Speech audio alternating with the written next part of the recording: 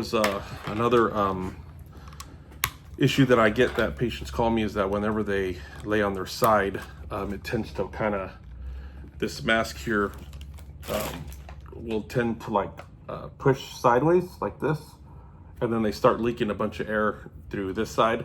So if they're laying this way, the mask will push off like this.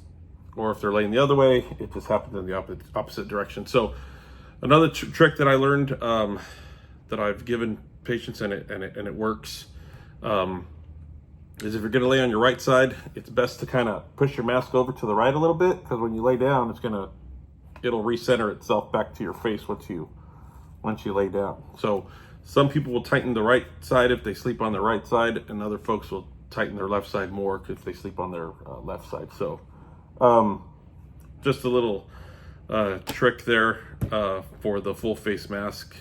If you've never used it or if you're having issues with it, that's one of the things that I've told patients to do, and it works really well.